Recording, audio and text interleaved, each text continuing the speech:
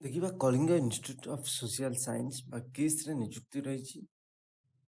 जोटा teacher recruitment 2024 देखो को पोस्ट पे रही ट्रेन ग्रेजुएट टीचर टीजीटी रही primary teacher PRT all subject रही टीजीटी रही Odia English Hindi Sanskrit PCM CBZ social studies और पीआरटी ऑल सब्जेक्ट ये जो लिंक रही मुझे लिंक को दे देउछि आपण ए लिंक रु जाके अप्लाई करि परिबे एवं केमिति अप्लाई करिवे तार गोटे डेमो मु देखै दउछि आपण से अनुसार अप्लाई करिवे जदि किस रे रहबा को चाहछन क्वालिफिकेशन रही ग्रेजुएट सहित सीटी डीएलईडी बीएड बीएचडी एवं एमईडी थिबा आवश्यक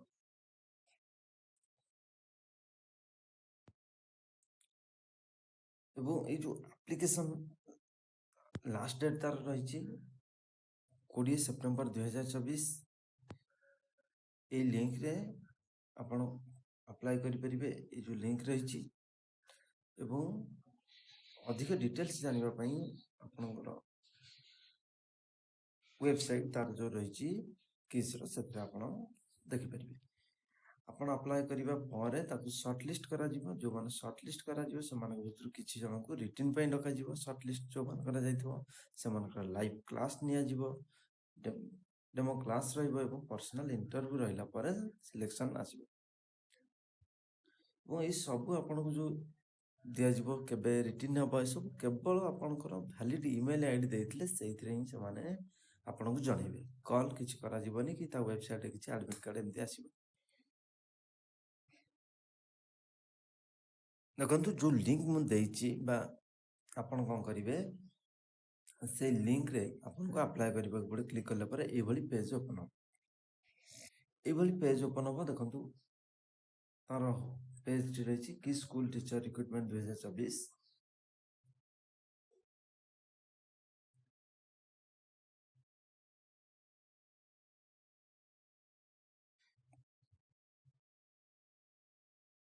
देखो जिते सब स्टार मार्क रही निश्चिंत रिक्वायर्ड ये आप इमेल रही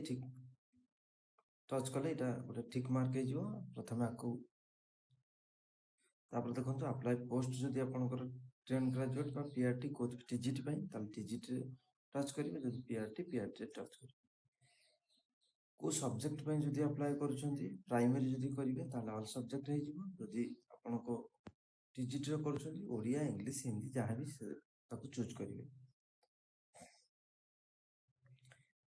निजर नाटा को एथि लिखिवे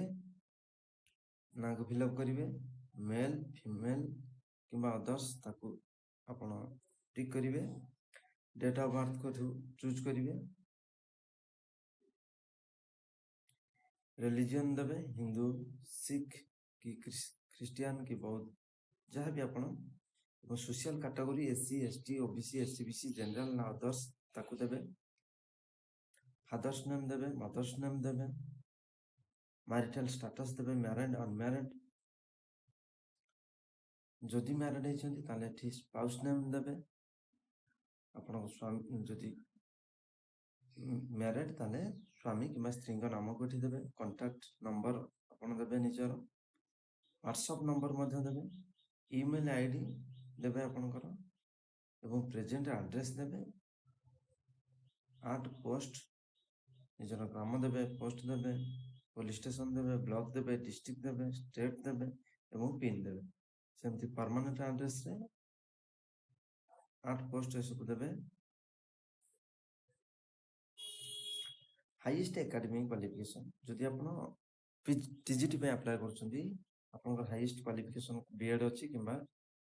पोस्ट ग्रेजुएशन किछि अछि पीजी अछि कि एमएड अछि ताको ऐड करिवे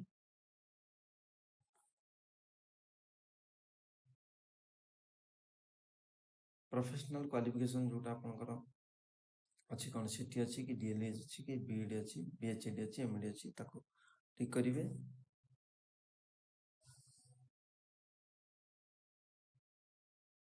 एठी जो रही kindly upload the provisional certificate of your professional qualification जोटा हमर बीएड बा सीटी कि डीएलईडी एमडी बीएचडी सेटा को एठी आपण अपलोड करिवे ए ऐड फाइल रे क्लिक करिके ऐड फाइल क्लिक करिवे तापरे आपण ଦେଖନ୍ତୁ ଆଡ୍ ଫାଇଲରେ କ୍ଲିକ୍ କରିବା ପରେ ଏଭଳି ପେଜ୍ ଆସୁଛି। ତାପରେ ବ୍ରାଉଜରେ କ୍ଲିକ୍ କରିବେ।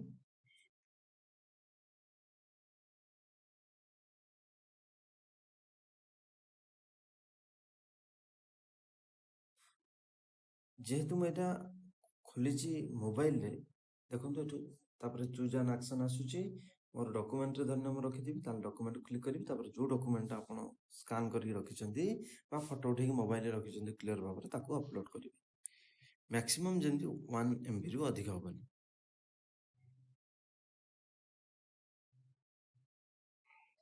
ଆଡ୍ କରିସାରି ପରେ ରହିଛି ଟିଚର୍ସ ଏଲିଜିବିଲିଟି କ୍ୱାଲିଫିକେସନ୍, ଯେମିତିକି OTET ଅଛି କି OSTT ଅଛି, କିମ୍ବା ବୋଥ୍ OTET ଆଉ OSTT ଦୁଇଟା ଅଛି। ଯେଉଁଟା ଆପଣଙ୍କର ଅଛି ତାକୁ ସିଲେକ୍ଟ କରିବେ।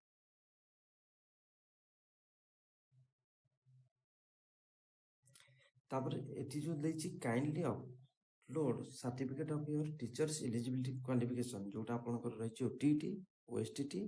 କିମ୍ବା OTET OSTT ଦୁଇଟା। ଯଦି ଆପଣଙ୍କର OTET ଅଛି ତାହେଲେ OTETକୁ ଆଡ୍ କରିବେ ଆଡ୍ ଫାଇଲରେ। ଯଦି OSTT ଅଛି OSTTକୁ ଆଡ୍ କରିବେ, କିମ୍ବା ଯଦି ଦୁଇଟା ଯାକ ଅଛି ଦୁଇଟା ଯାକକୁ ଆପଣ ଆଡ୍ କରିବେ ବା ଅପଲୋଡ଼ କରିବେ। ଅଦର କ୍ୱାଲିଫିକେସନ୍ ଯଦି ଆପଣଙ୍କର ଯେମିତିକି କମ୍ପ୍ୟୁଟର କିମ୍ବା କିଛି ଅଛି ତାକୁ ଅପଲୋଡ଼ କରିବେ। ଟିଚିଂ ଏକ୍ସପିରିଏନ୍ସ ଯଦି କେଉଁଠି ଅଛି ଦେଇଛନ୍ତି ଆଗରୁ ଅଛି ତାକୁ, ତାହେଲେ ଆପଣ ଏଠି ଲେଖିବେ ଯେ କେଉଁ ସ୍କୁଲରେ ଆଉ କେତେ ବର୍ଷ ଅଛି। ଏବଂ ଏଠି ଆପଣଙ୍କର recent colour passport size photograph ଗୋଟିଏ ଅପଲୋଡ଼ କରିବେ।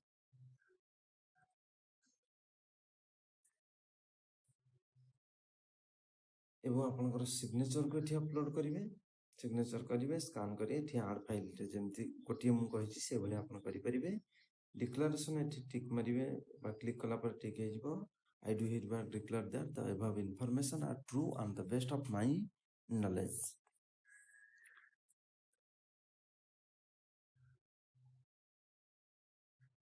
ଏବଂ ତାପରେ ସବମିଟ୍ରେ କ୍ଲିକ୍ କରିବେ। ସବମିଟ୍ କଲା ପରେ ଅଟୋମେଟିକ୍ ସେ ତାଙ୍କ ପାଖକୁ ଫରୱାର୍ଡ଼ ହେଇଯିବ।